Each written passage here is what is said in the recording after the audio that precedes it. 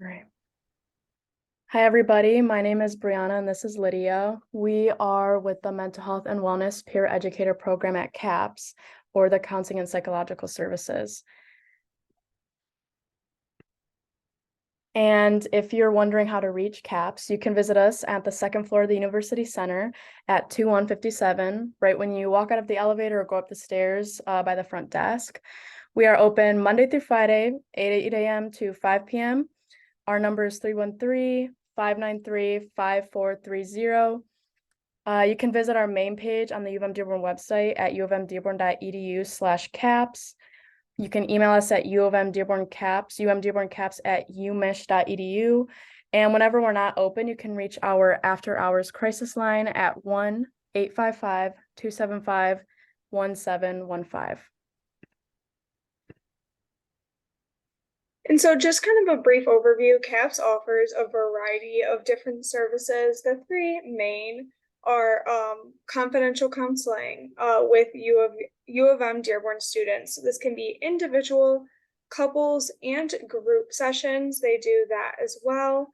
They have a lot of different workshops and educational activities, kind of more for outreach directed to get as many people involved as possible because obviously mental health is so important here. And then there is a lot of crisis intervention for students, faculty, and the university community. So that will be discussed in later slides, how you're going to be able to contact those crisis groups. And then lastly, consultation to faculty, parents, and again, the university community, just for student well-being. If it's not for more specialized therapy sessions, it can just kind of be for overall mental wealth and just like happiness. So CAPS is available to help cope with really any issues. Obviously, there's a wide variety of issues normally on college campuses. So they focus on both big and little problems. There's nothing that's really like outside of their boundaries. So don't feel like, oh, this is too small or this is too much. They really are there to help you. So this just kind of lists a couple different things, such as anxiety, motivation, relationship concerns, but they address a wide variety of different things that you may need help with. So here at CAPS, we have, besides ourselves for the peer educators, which we'll get into later, we have a director right now, Sarah Bizik, who is a licensed psychologist. She's great. You can email her through sbizik@umich.edu if you have any questions about CAPS in general. If you meet with CAPS, usually it's going to be like a support group or any other way. You'll probably meet either the 5 full-time clinicians, like a mixture of psychologists and social workers that make up those clinicians. And we also, in general, just have a mixture of doctoral and master's level trainees in CAPS. And if you want to learn more about our CAPS staff, the peer educators, anything like that, there's more information on our Meet the Staff page at the CAPS website. So the process for accessing counseling treatment is pretty straightforward and simple, actually. So you can either email us at our email or come in person to the UC on the second floor to complete our assessment. So all first sessions, once you complete that assessment and you reach out, those are going to be remote, the first sessions. We do offer confidential space if it's needed. And then all subsequent sessions after that first session can either be remote or in person. That's up to you and the plan you create with the counselor that you're meeting with.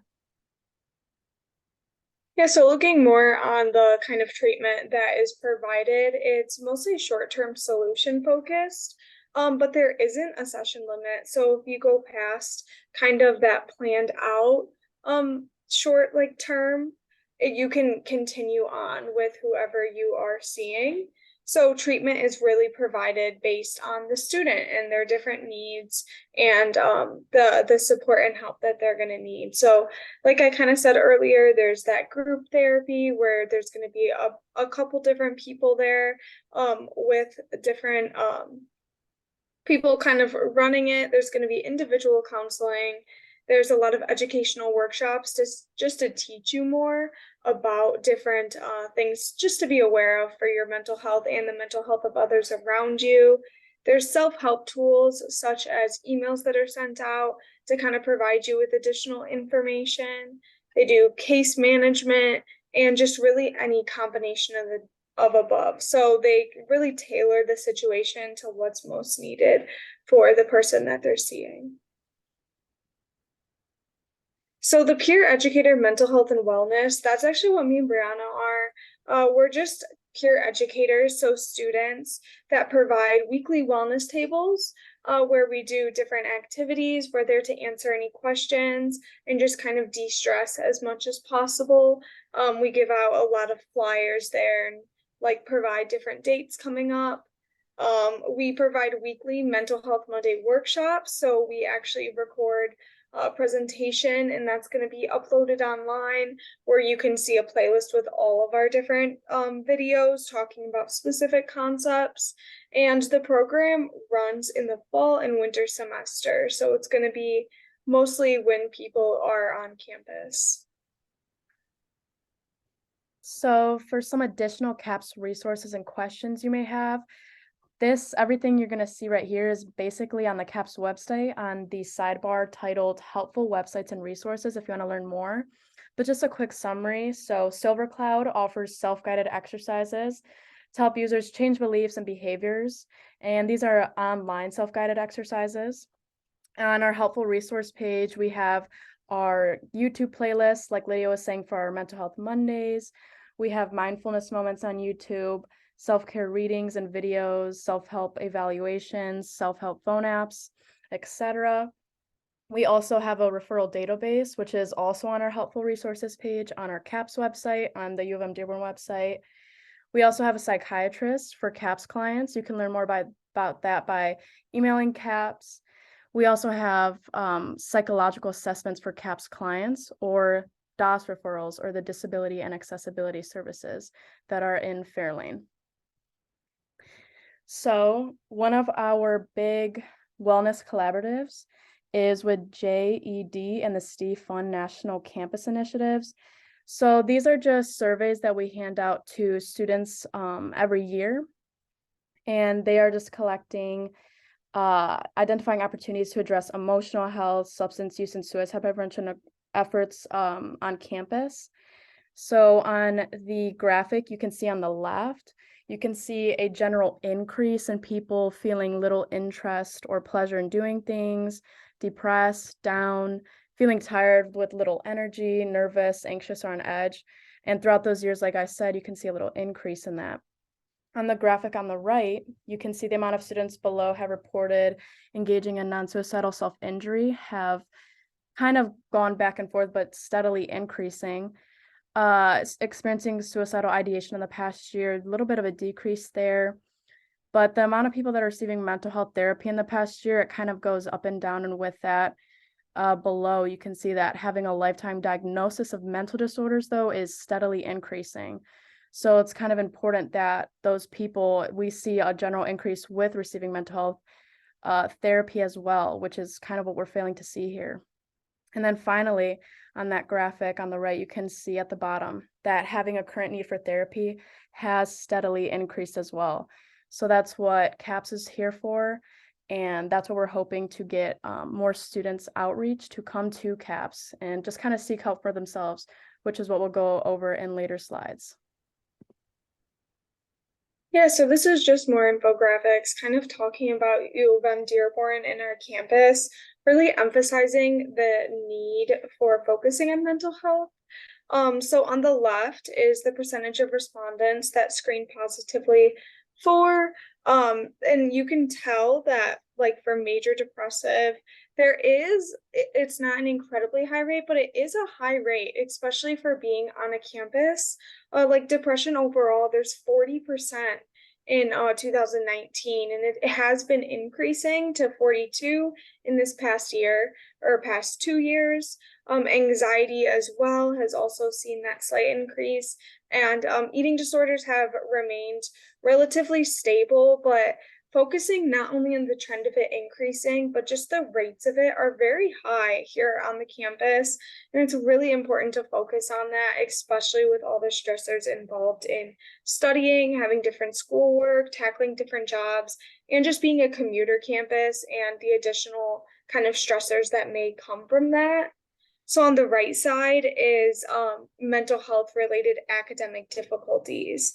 And having an academic impairment due to mental health has been at 83% in the past 2 years, which is really scary and important to focus on because obviously this is an academic institution and all of us are really focused on our grades and achieving our highest potential. And it's really difficult to do that when there's an impairment of mental health. So there is also reported knowledge of campus mental health resources, and that's fairly high, around 60%.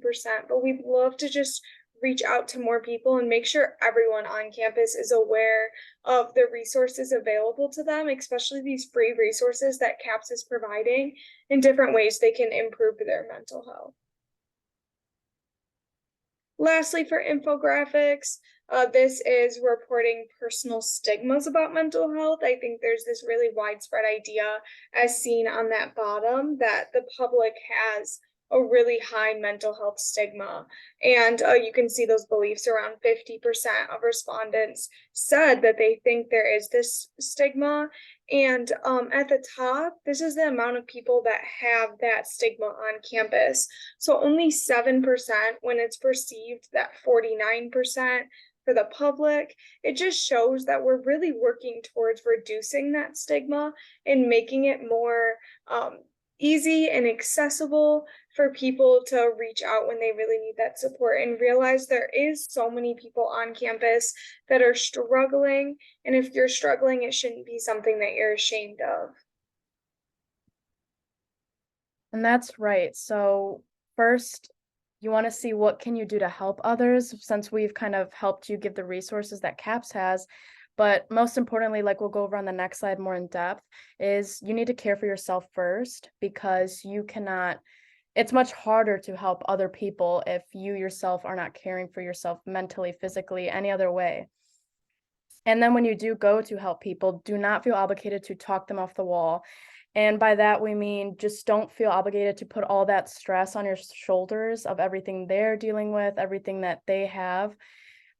You have direct access to CAPS. You can direct those students to the CAPS office or the CAPS website. You're not in that alone at all. That can just deteriorate your mental health as well with them. And you want to make sure to take care of yourself and take care of that person. So you can also complete a care report at UM-Dearborn site at /emergency management /care team. And remember, when you do help other people, whether it be a friend or on campus or anybody else that you know, remember to always lead with authentic compassion and empathy when every exchange when you're helping them. Remember to stay humble and validate their experiences and encourage that they seek help, because you should not feel obligated to help, especially by yourself. That's what CAPS is here for, to help you and other students, and help you help other students as well. So what can you do to help yourself? Well, first and foremost, like we've been presenting, you need to seek CAPS support. We're always here for you if you need us. In the UC, email, phone, any way you want. And remember, just in your own personal time, to practice self-care every day.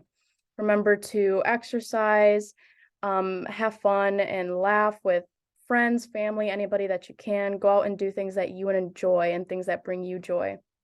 Remember to eat healthy and stick to a healthy diet. That's really important for keeping your energy high and taking care of your body.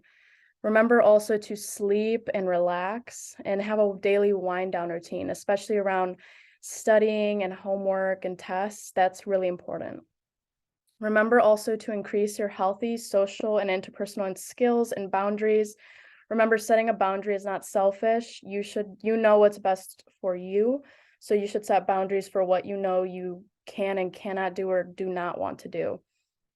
Remember also to create a separation between tasks and activities to reduce the feeling of being overwhelmed. That's super important, especially when we're overwhelmed with a lot of assignments or tests, or we just have, even outside of school, some stress and troubles.